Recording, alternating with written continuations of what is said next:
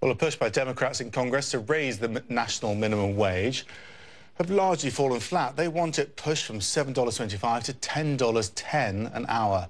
Howard Schultz is the CEO of Starbucks, which is based in Seattle and has more than 100,000 employees in the US. CNN's Poppy Harlow asked him whether the minimum wage should be raised across the country. I do think that there are fundamental issues and a larger gap between the haves and have-nots in America. And I applaud the president for taking a stance on raising minimum wage. I'm not sure that the rhetoric around $10 at the federal level or $15 at the state level of Washington is the right number. Steve Caldeira opposes Seattle's minimum wage hike. He's the president and CEO of the International Franchise Association. He's filing a lawsuit, actually, to overturn the plan, or at least the association is. He joins me now live. Thank you so much for joining us. It's an argument about fairness, isn't it, rather than economics. From an economic point of view, of course, it makes sense not to have a minimum wage.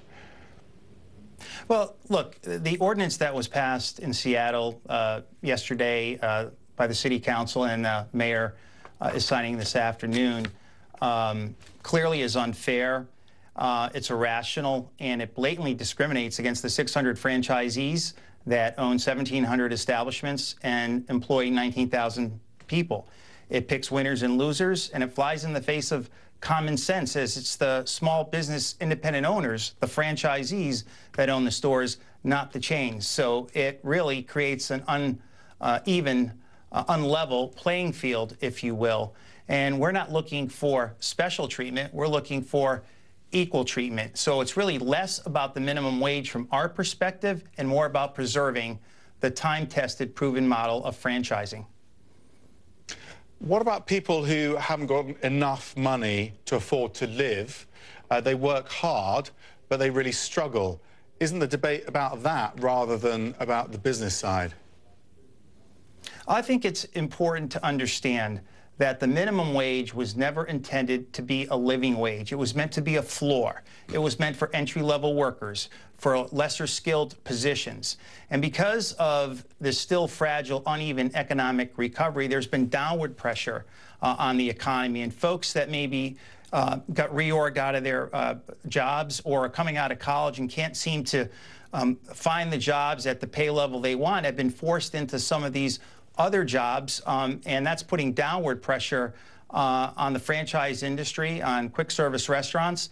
And, you know, we feel that, you know, we do our part to create jobs and opportunities for young people and all people that want to rise and live the American dream. We like to say franchising is a way to be in business for yourself, but not by yourself, formula entrepreneurism, if you will. But to arbitrarily, with no sound rationale, raise the minimum wage to $15 an hour, and then tell franchisees that are small business owners, they're not part of the corporate brand, that you have to get to that $15 per hour threshold in 3 years, and non-franchise businesses have 7 years that could have up to 500 employees as defined by the Small Business Administration, is flat out wrong. And it's really offensive to these small business franchise owners that help to create 2/3 of all net new jobs in America from a small business perspective standpoint. But you're saying it should be a floor, as in a floor to wages, but actually it's not, is it? It's about, it effectively acts as a benchmark. So many of your members, it's argued, would use that as the amount that they should pay their staff, not about the floor, as in they don't go that much above it.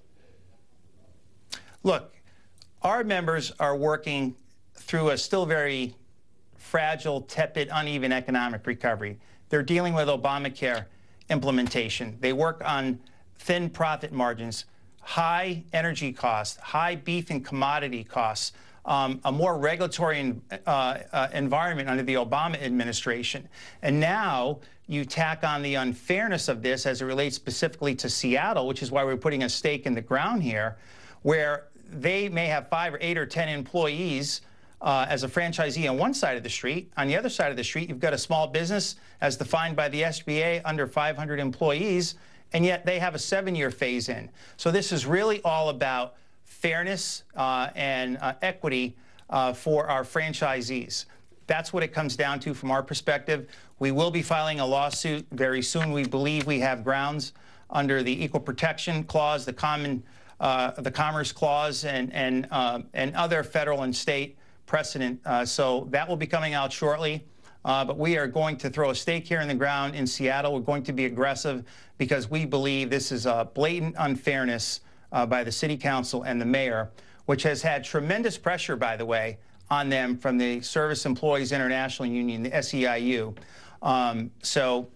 We're here. Okay. We're going to file that lawsuit.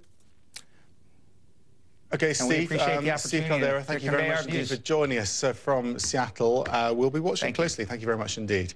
Coming up, high quality at